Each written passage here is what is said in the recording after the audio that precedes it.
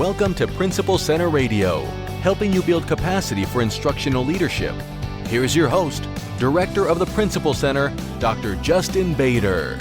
Welcome everyone to Principal Center Radio. I'm your host, Justin Bader, and I'm honored to welcome to the program Andrea Gribble. Andrea has a love for cheering people on, helping them to do their best and shining a spotlight on their accomplishments. As the founder of Social School for EDU and host of the podcast Mastering Social Media for Schools, she helps schools recognize their daily awesomeness and share that story with the world. And she's the author of the new book, Social Media for Schools, Proven Storytelling Strategies and Ideas to Celebrate Your Students and Staff while Keeping Your Sanity.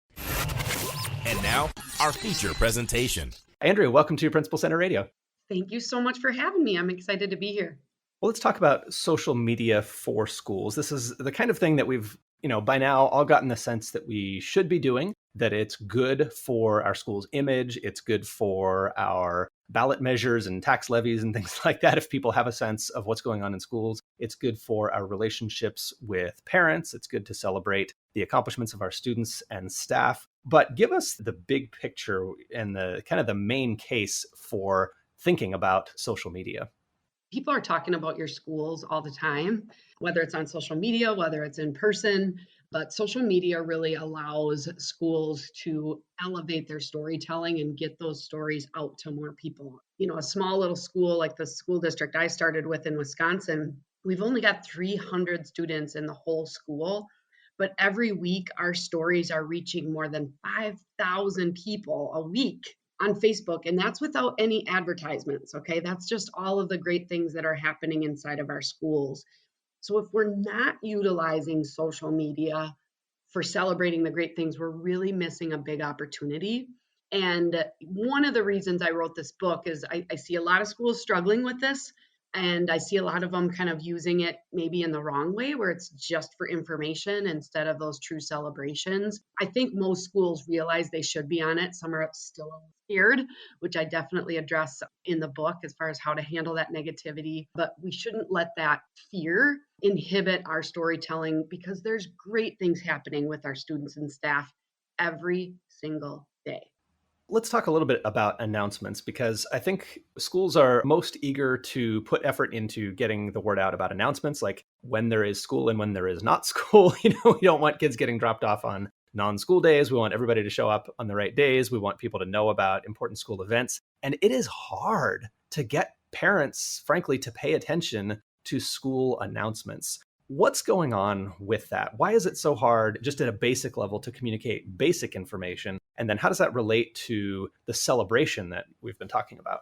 When you talk about trying to get in somebody's news feed or get their attention, it is very challenging, because unfortunately, this thing in my hand, which I'm holding up a phone right, kind of a blessing and a curse, right? It can really distract us, although it can be used for information. But when it comes to schools, Justin, there's a lot of ways that schools communicate. And now I know every school leader is listening right now, and they're saying, oh my gosh, we put it in the newsletter. We put it on the website. We did an email. We had a text alert. We put it on Facebook. And somebody said, why didn't I know about this, right? And the reason is because people are distracted. Our families are distracted. They have a lot going on. They have multiple kids in multiple school buildings. So communication is challenging. And most issues that happen in schools probably boil down to communication.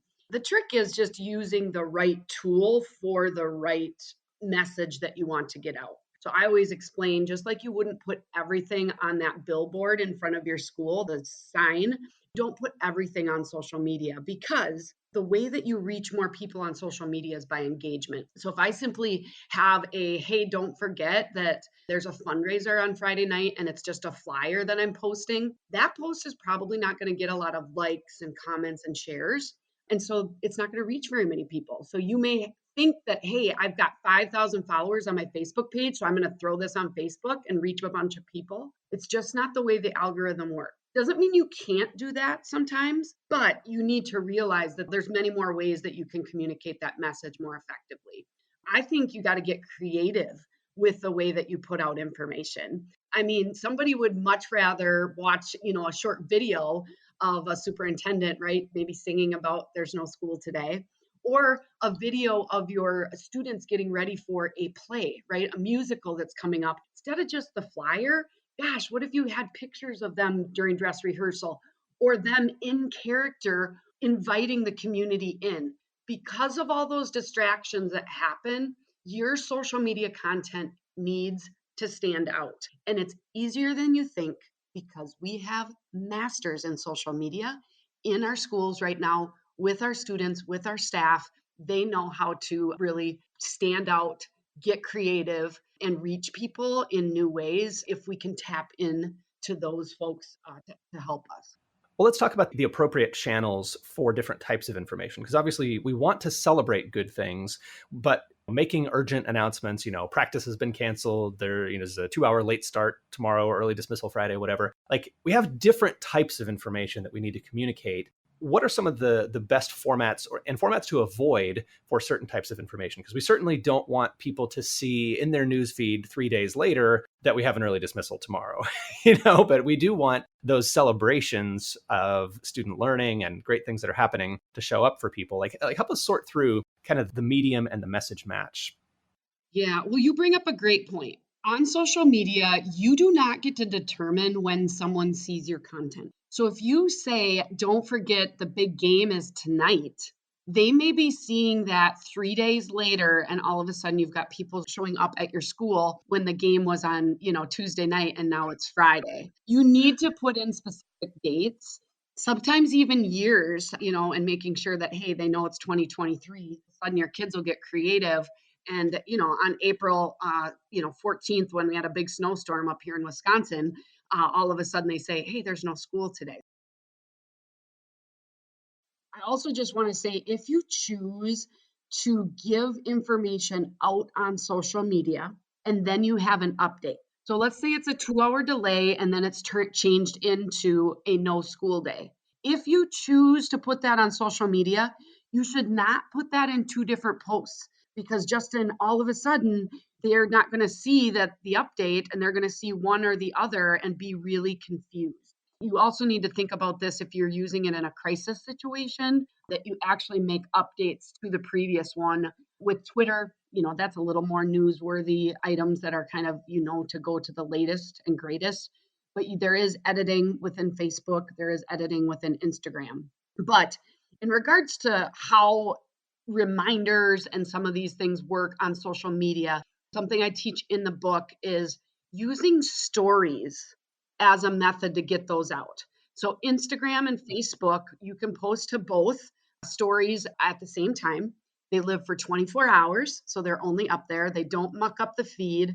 And we got to remember, a lot of people, like on Instagram now, many of these younger generation and our young parents, they don't even look at the news feed or the feed on Instagram. They're just looking at stories. And the cool thing about stories is every time you put something fresh in your story, you get bumped to the beginning of the line. Do you remember, Justin, when you were like birthday and then on your birthday, you got to go to the front of the line? Well, it's kind of like stories. Every time you put something new in your story, people are more likely to see that. I really recommend, if you have a flyer or some kind of simple reminder, you can schedule out stories just like you can schedule posts. And then that can be the way that you get that information out instead of putting it in the feed. You could put it in both places. And of course, you do want to relook at, and if you don't have a good mass communication platform, I hope everybody invested in that, especially with the pandemic. But, those automatic emails, those text messages, those phone calls, sometimes that is the right tool versus putting it out on social media. And just one real important point, social media is meant to be social. So if you don't want people commenting on what you're sharing, don't put it out there for the whole world to see. Some information, and I talk about this a lot in the book, some information needs to just be communicated with your families. And that is where you should use your email or your phone calls, or maybe even putting it on your website. The minute you put it on social media, you actually want comments because that helps your content. Outside people can comment. And so we learned a lot about this in the pandemic with masks, no masks. But another thing to think about is start times or redrawing districts. Those are big hot topics that people might get heated with and have opinions on. And so if you start putting that out on social media, you are inviting in those comments. So you really have to think twice before using that method for those types of communications. So you're saying anything that would be kind of private information that's not for the general public, but specifically for families, and things that are going to be controversial or negative, or maybe things like our local school had a bomb threat a while back and nothing came of it. It was false, but probably most schools are going to have a bomb threat at some point.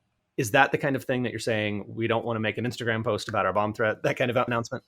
It can be. I want to tell you a story that happened in one of our schools with the swatting incidents that have been happening, which is where a student calls in a false report of an active shooter within a school building, which is so terribly scary. We had a superintendent reach out and he wanted to do a Facebook Live video for his community. We were really nervous because it's just like, oh my gosh, nowadays when things like this happen, communication happens so fast with students having cell phones and things that it can very quickly get out of hand. And he really felt strongly like he wanted to put that message out that this is how we reacted, this is what happened. I'm like, awesome. If you feel comfortable doing that, that's great. That video reached thousands and thousands of people. It had a lot of positive comments. I don't think we got any negative comments on that. And it was something that I was nervous about, Justin. But that superintendent knew in his gut that I need to talk to my families right now. And I want to get this out there for our whole community to see because, it was in the news and things like that. So there's going to be times where maybe it wouldn't make sense and I wouldn't advise it. And there's going to be times when you should. You're going to learn lessons no matter what happens. And sometimes you'll be like, oh, I shouldn't have done that. And that's okay too. Like there's no total black and white when it comes to social media and how you're posting. My guidance always is, your community best. I can give some general best practices and I definitely get into that in the book, but certainly your comfort level, your community, that's going to tell you a lot on how you should handle it. Yeah, I mean, it definitely strikes me that these are never easy decisions. There's no kind of one size fits all. And one of the big tensions that I see school leaders grappling with is that if we don't put the word out, the word is still going to get out. If there is a bomb threat at the school or a rumor of a shooter or something like that, it's not like we can just not say anything and nobody will know about it. Like parents will hear about this instantaneously from their kids who are texting them, even if they're not supposed to have phones, from staff members texting each other and then that getting out. Help us understand what's going on in schools with, just the ubiquity of smartphones and information getting out to parents and to the community, regardless of what we do. And then what does that mean for what we do proactively to communicate, especially about potentially negative things? Well, it's challenging to be a school communicator or a school leader today because everything is so instantaneous. And sometimes you're still trying to gather the facts and get the information so that you can get out a message and kind of be first to it. I think having open and honest communication with your community, with your parents, with your students is really important. And at some point, and this is just a piece of advice that I have, if there is some type of a crisis situation or bomb threat or things like that, where if you can just state, hey, we've got a situation going on, and for all the latest information, visit our website, or let them know the channels that they're going to be communicated with, and probably direct that offline. What that does, Justin, is the people who really care are going to go to that other place. If they don't, and they're just a scroller on social media and they're from Texas and you're a school in Wisconsin, they're not going to start commenting on your page about what you're doing right or wrong because they're just going to scroll to the next thing. The more details you put in your posts on social media, the more interesting it can get, because people just read it right there. Where if you just direct them to another spot and let them know that, you're going to keep them updated, I think that's the best thing. And sometimes letting them know, I don't have all of the information right now. Our team is really focused on the safety and security of our students. That type of message, as soon as you can get that out, then people are going to give you grace. Unfortunately, I've been part of so many discussions where I just talked about swatting calls. There have been actual that violence happening at schools or things like that are very scary. Parents coming to the school to try to pick their students up and there's still an active situation. I mean, there's just so much. Your school needs to have a crisis communication plan. If you don't have one, that's something that, you need to invest in. And hopefully, like I said, after the pandemic, hopefully all of you do. There are a lot of great templates out there. I'm part of the NSPRA, the National School Public Relations Association. They have a template that you can use as well that really creates a plan of who's doing what in those situations. And I think that'll really help. I think that advanced planning makes a whole lot of sense because, like, frankly, if I have a security situation on campus as principal, I do not want to be tweeting. That is not where my head is going to be. But at the same time, I don't want everybody texting their parents and then 1,000 cars showing up in front of the school while we're trying to deal with the situation. People get worried, people show up, and then now we have more people to worry about, and certainly want to just kind of have our ducks in a row in advance. Well, let's shift gears a little bit and talk about the positive stuff. We can't necessarily control how often the negative stuff occurs, how often it just exists in the real world, but we do have an opportunity to communicate proactively. And I think this is really the heart of what your book is about and what I'm very excited to speak with you about. There's so much good stuff going on in every school that people don't know about, that people don't see because it's happening when they're not there. It might not get posted on the walls. And even if it does, it might not get posted on social media. So give us kind of a big picture of how we get the word out about the great stuff that's happening in our schools. It starts at the top, like you as a leader, for all your listeners out there, promoting that, hey, we've got great things going on in our school. We need to tell them about. We've got great students, we've got great staff, we've got great opportunities. And if we don't tell our stories, somebody else will, right? It goes beyond that of creating a system of storytelling. That's actually my first section of my book, is just how do we create this culture where everybody's a storyteller? Where, everybody has a video camera. It's a camera and a video camera in your pocket with your cell phone. Our staff works incredibly hard. They do incredible things every day. And sometimes they don't even realize the magic that's happening that me as a parent, and Justin, I have 6 kids and now they're getting older, but even when they were younger, they didn't tell me what was happening at school. But when I could see that picture, of them doing a classroom activity in science, and then I could ask my daughter about that when she got home, her face would light up and she would tell me about it. But if I asked her, what did you do at school today? She would say nothing. So really enabling and empowering our staff to submit content, to get that story out there, and really set up the channels that you're going to use. Those are some really important decisions that you need to make as a school district. Are we going to allow individual pages? Do we want a school page? Do we want a district-wide page? I really systematically go through that and give the reasons why I give the advice that I do. Sure, if you pick up your copy, you might not agree with everything I say, which is totally okay.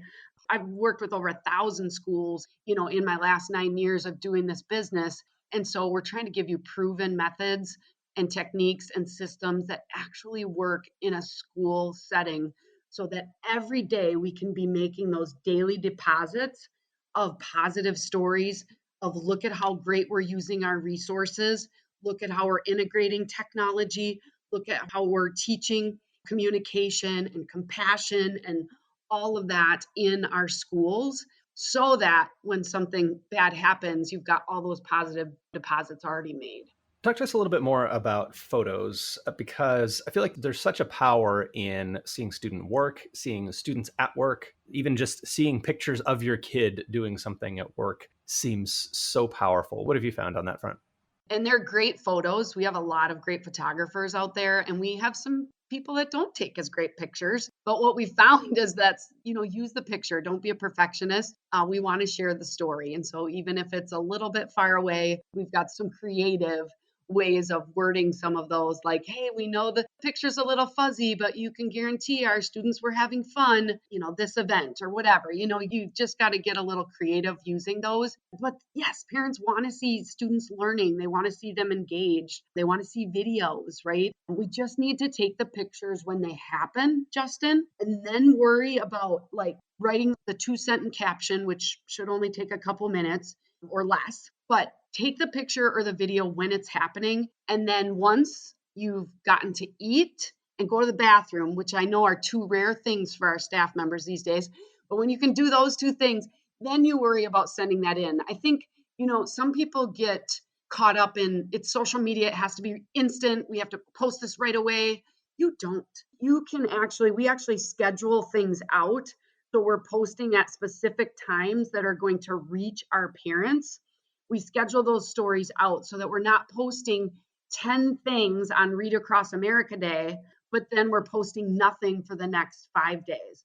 No, you want to be able to, kind of spread that out and tell that story because, like you said, people just want to see their students learning. They're not going to say, oh my gosh, Johnny did not wear that shirt to school today, so this isn't even from today. They're not going to say that. They're going to be so excited to see them playing with their friends in the snow or trying a different STEM activity with the robots and making them do certain tasks. We just really need to show and highlight inside of what our classrooms look like because you and I both know, Justin, that people are making it up of what's happening in our schools. So we might as well show them what actually is happening and what learning is all about. Yeah, you said something earlier that I think is worth repeating, that if we don't tell our story, people will make it up, right? People will fill in the gaps in their mind themselves. Yeah, definitely. I love George Kiros's quote. And, I almost sound like I'm from Canada. I've got the strong Wisconsin accent. So his quote shows up in every one of my presentations. And it is, we need to make the positive so loud that the negative becomes almost impossible to hear. It's written several times in my book. And I'm telling you, since 2020, the negative is not impossible to hear, right? It's very loud, but we still have great things happening in our school. Us in school communications in any given day, there is a lot of good happening and there is a lot of bad happening, right? There's the cloudy, the stressful, the whatever, and that's always going to be happening. But our job with social media is to take this frame and put it on that good stuff, even though that's not maybe what consumes most of your day, but that's happening every day. We need to shine a lens and focus people's attention on all of that good. It doesn't mean that the challenging stuff, the hard work isn't going, that we can't improve, right? Enough people talk about that on its own. Let's really make an effort. And like in my little school district in New Auburn, we're posting at least 3 times and sometimes 4 times a day on Facebook. And we only have 300 kids in our whole school, like K through 12. It's small. I can guarantee you there's stories worth sharing every day from your school district where you can post that many times and you're going to be reaching thousands of people and it's really going to make an impact. It strikes me how great cameras and the video capabilities just of our phones are now. When I first became an administrator, I'm dating myself here, but there was a time when phones did not really have usable cameras. Like if you took a picture with your phone, you would have a picture, but it wouldn't really be usable. Like you certainly couldn't read a student's essay in a picture that you took with the phone. And it's just amazing what we have now. And certainly a big part of my work is helping administrators get into classrooms every single day. And certainly we're there to help teachers improve, but we can also take pictures. We can celebrate what students are doing. We can look at student work. So obviously we're probably all thinking of ourselves doing this work of documenting and celebrating and sharing the great things that are taking place. But I want to pose that question to you of kind of like who exactly should do this? Because, when I was in Seattle Public Schools, we had a communication department. We had our district staff who was responsible for writing press releases and newsletters and things like that. And often, as you said, if your local district is tiny, you probably don't have a communications department to do this. It might just be me. It might be a different hat I wear, 3 times a day. Talk to us about some of the options there. Who can do this work? I didn't even know school communication was a thing when I started this business. So I certainly understand. 70% of the schools out there don't have a communications department. And even if you do, you still can't be in every classroom. I think the big thing is someone, it can be a group of people, but I really recommend building that brand. I have a whole section on branding, which is way beyond just graphics. It's the voice that you use, the tone and all of that, really recognizable to your school district and to your social media presence. But having one person who's passionate about social media, who likes that, right? Giving it to somebody that dreads it and hates it is probably not a good idea because that person also needs to be able to monitor comments and things like that. I train hundreds of different people in my membership group that do this social media work for their school. Sometimes it's an administrative assistant. Sometimes it's your media specialist. Sometimes it's a parent volunteer. Sometimes it is your art teacher because They just really love social media. The system we use is we set up an email address that's specific for social media items, and it goes to that inbox from all staff. We're talking administrators, we're talking teachers, we're talking paras, we're even talking bus drivers. I mean, anybody can submit content. Most of the time, we're asking for at least one thing a month. Snap that picture, shoot that video, email it in with a little description. And then there's a person on the end of that email that's saying awesome, or say, thanks so much. This is going to post soon. That's how it works when it's our team. We have a team. I have a team of 30 stay-at-home moms that work with the schools we partner with. We're on the other end of that email. But if it's somebody internally in your school, it's going to work the same way. But you're going to set up a separate email, because then it doesn't get mixed in with your 100 other emails that you have during your day. It's also nice to have it separate, because if you go on vacation, someone else can check that inbox for you. Because I'm not sure about you, Justin, but when you tell people that, hey, I'm going on vacation, so for this week, you need to send these over to Bob, right? Nobody remembers to send it to Bob. They're still sending it to me. And so it really helps with that separation and being able to fill in. And then that person is responsible for posting it at the right time. They also have a filter for what is going to look good on social media. Once I had somebody send me cat dissection. You have to be careful what you put out there, and teachers are teaching and they're doing different things. They may not notice the phrase that student has on their t-shirt that might raise concern.